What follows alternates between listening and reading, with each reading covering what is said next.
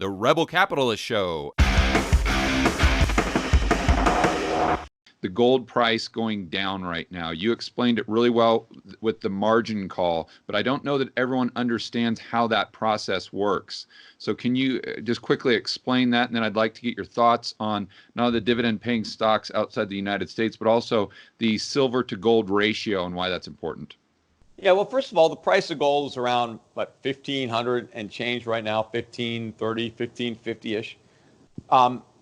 This most recent bull move started really in January of 2016 with gold just above 1,000. And we peaked out at 1,700 early in this crisis. So we had almost a 70% move, 65% move up in the price of gold. And then we had about a 10% correction as markets started to implode. But, the stock market went down 30%. The small caps down 40%. So gold went down less than stocks. So people who were in gold, preserved a lot more purchasing power than people who were in riskier assets. But you mentioned silver. I mean, silver is at an all-time record low. You could buy more than 100 ounces of gold with silver. That's never happened before. So gold is gaining value relative to commodities, relative to financial assets. But yes, there was a rush to sell some gold recently. I think people needed money and they had to get it wherever they could. They had margin calls that they had to meet, not necessarily on gold, on other assets. And to meet it, they had to sell gold. They couldn't meet the calls with gold. They had to get dollars. And so I think there was some selling in that market. But, it wasn't, dramatic. And I think we might have already seen the lows in gold.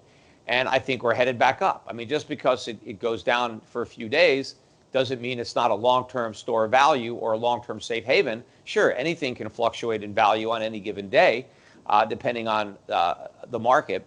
But I think gold is going much, much higher in terms of stocks. Gold is only down about 2% this year, where stock's down, 25, 30%. And I think by the end of the year, gold's going to finish much higher. I don't expect the U.S. stock market to recover these losses. It's going to have a down year for 2020. So, gold investors are doing much better. In fact, if you go back to the beginning of this century, year 2000, gold was under 300. The Dow was around, 10, 11,000. So the Dow was roughly doubled based on where it is now, and the price of gold is up fivefold. Yeah. So even with the dividends on the Dow, it doesn't compete with just owning an ounce of gold and keeping it in a shoebox. And I think that's going to continue. I think you're going to see gold continuing to gain value. Gold stocks, highly speculative. Gold stocks got clobbered more than non-gold stocks. I think, again, it's a less liquid market. So if you get a bunch of sell orders coming in, it's going to have a bigger effect on the way down. But, of course, it has an even bigger effect on the way up. Look over the last 2 days. We've seen some of these gold stocks up 40, 50% off their lows in 2 days. So you have extreme volatility in these assets. If you can stomach the volatility, I think a lot of these stocks are going to go up 10 times, 20 times, 50 times over the course of the next 5 or 10 years as this bull market really gathers strength and as we go to this inflationary environment. I'm guessing I already know your position on gold, but let's hear it.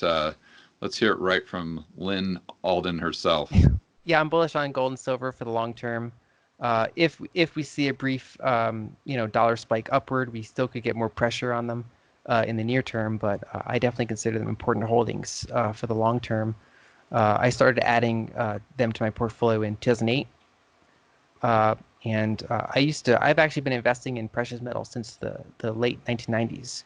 But I originally sold my collection back in 2011. And then it's been since 2018 that I've been buying back pretty sizable physical positions, in addition to miners, royalty companies, and other ways of getting exposure. So you bought at the absolute low, or maybe at the absolute low. You sold at the absolute peak, and then now you're starting to buy again. And we'll see where it goes from here. Part of my sale was luck. It was like there's so much positive sentiment, and so I unloaded my position back then. And then in this recent turn, I didn't buy it. The low was back in 2015, 2016. So I missed the very low, but the actual, if you look at the gold to S&P 500 ratio, the low for like S&P 500 price in gold, that actually bottomed in 2018 and started turning up. So I managed to kind of catch that low, but not the actual absolute low. how would you suggest the average person out there position themselves in gold now? So the average person, to apply what I just said to their portfolio, I would say two things. For me, I just like owning gold bullion coins, miners, royalty companies. I think the majority of my gold ownership is in physical bullion coins because it just takes away the risk of operational execution. Buy it with the intent of just keeping it forever.